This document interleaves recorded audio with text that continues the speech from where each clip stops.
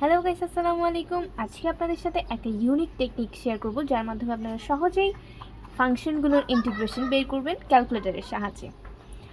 তো আজকের ভিডিওটি আপনারা সম্পূর্ণ কমপ্লিট করলেই দেখতে পারবেন যে আপনারা খুব সহজেই এমসিকিউতে অ্যান্সার করতে পারছেন এরকম ফাংশনগুলো। তো আমাদের এই জন্য ক্যালকুলেটর লাগবে। আমি নিয়ে নিচ্ছি 991 ES প্লাস।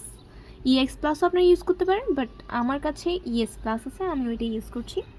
তো এই জন্য সবসময় ক্যালকুলেটরকে রেডিয়ান মোডে রাখতে হবে। যে কোনো প্রবলেম সলভিংয়ের ক্ষেত্রে আমরা যদি রেডিয়ান মোডে রাখি তাহলে আমাদের প্রবলেম সলভিংটা ইজিলি হবে। তো এই জন্য আপনাদেরকে দেখিয়ে দিচ্ছি কীভাবে রেডিয়ান মোডে নিবেন আপনারা। ফার্স্টে শিফট দেন মোড, এখানে 4 নম্বরে দেখাচ্ছে রেডিয়ান, তো আমি এখানে 4 ক্লিক করব। আর এটা আমার রেডিয়ান মোডে চলে আসছে, সেটা আমি এখানে আর দেখে বুঝতে পারবো, আপনারা দেখতে পাচ্ছেন। এরপর আসেন আপনাদেরকে একটা সলভ করে দেখেন। এখানে আমি 3টা ফাংশন নিয়েছি, আমি তিনোটাই আপনাদেরকে সলভ করে দেখাচ্ছি। তো ইন্টিগ্রেশনে আপার লিমিট আর লোয়ার লিমিট দেওয়া আছে। আপার লিমিট লোয়ার লিমিট থাকা ফাংশনগুলোরই আমরা শুধুমাত্র সলভ করতে পারবো ক্যালকুলেটরের সাহায্যে। তো এখন আমরা ফার্স্টে কি, এখানে একটা ইন্টিগ্রেশনের কে আছে আপনারা দেখতে পাচ্ছেন, আমি এটাতে ক্লিক করব। দেন আমার যে ফাংশনটা আছে ওটা আমি লিখে নিব। তো এই জন্য আমার x minus 1 x minus alpha click করলেই আমার এখানে এক্স আসবে। দেখেন আপনারা পিঙ্ক কালার দিয়ে ইন্টিগ্রেট করে দিয়েছে আলফা এক্স মাইনাস 1। দেন আমার আপার লিমিট আর লোয়ার লিমিট বসানো লাগবে, এই জন্য আমরা লোয়ার লিমিটের জায়গায় চলে গেছি। দেন ওখানে আমার লোয়ার লিমিট আছে 0, আপার লিমিটের জন্য আমি আপার কেটা ক্লিক করব।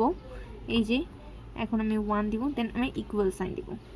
মাইনাস হাফ, এটার অ্যান্সার আপনারা সূত্র দিয়ে বের করলেও মাইনাস হাফ আসবে, ক্যালকুলেটর দিয়ে বের করলে মাইনাস হাফ আসবে। তো কয়েক সেকেন্ডের মধ্যে আপনারা ম্যাথটা সলভ করতে পারলেন। দেন আমি এটা দেখাচ্ছি, আচ্ছা এটা না, এটা আগে দেখাই।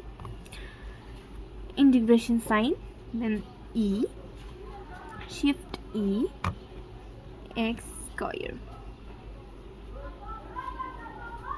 এখন আমি 0, আমি এখানে 4 নিয়েছি, আমার আপার লিমিটটা 4 ইকুয়াল, একটু টাইম লাগবে।